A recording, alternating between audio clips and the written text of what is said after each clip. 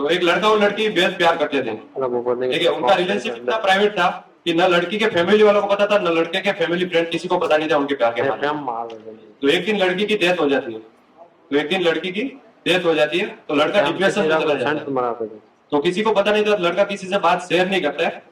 फिर वो धीरे धीरे अकेला रहना शुरू करता है, फैमिली फ्रेंड सबसे दूर रहना शुरू करता है।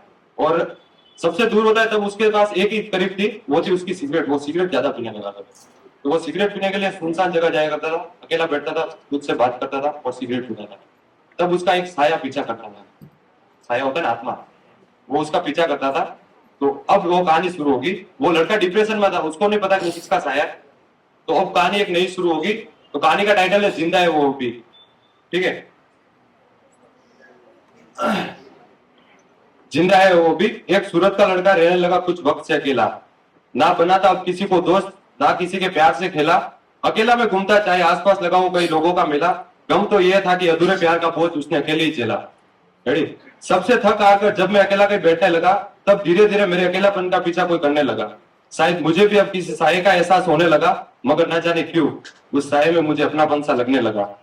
मैं भी अब वहां जाने लगा, हर वक्त वहां जहां वो परछाई महसूस होती थी। हर बात सुनने लगा मैं जो हल्की सी हवा में आके वो कहती थी। कभी कभी तो साथ बैठकर वो सिगरेट भी पी लेती थी। न जाने ये कौन से जन्म का रिश्ता है, वो मेरी फिक्र बहुत करती थी।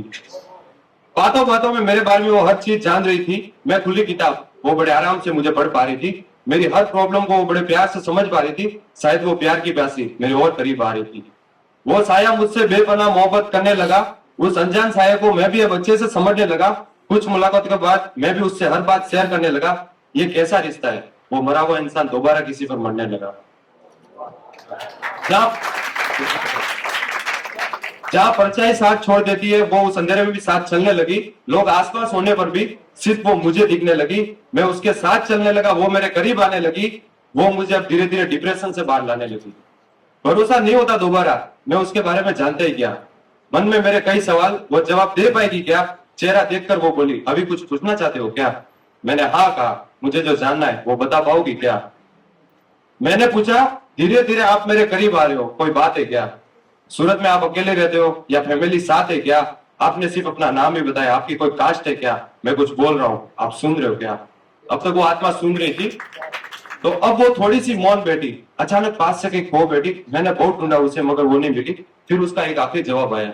अब उसकी आत्मा की तरफ से रेस्पॉन्स आएगा कि अभी मैं आपकी लिहाना, मगर तुम ना मुझे पहचान सके। मैं आपके बहुत पास थी, मगर तुम मेरे करीब ना आ सके। बस खुश रहना, अब मैं तुम्हें ऊपर से खुश देख सकूं।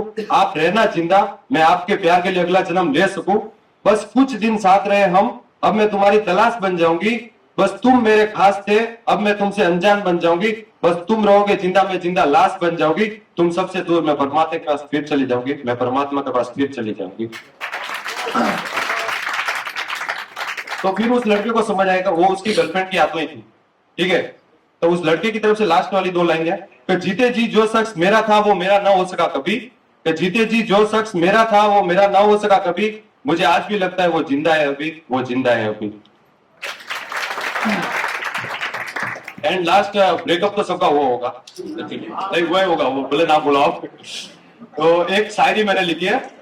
जब मेरा ब्रेकअप हुआ था तो मैंने एक शायरी लिखी थी। एक मिनट साइलेंट।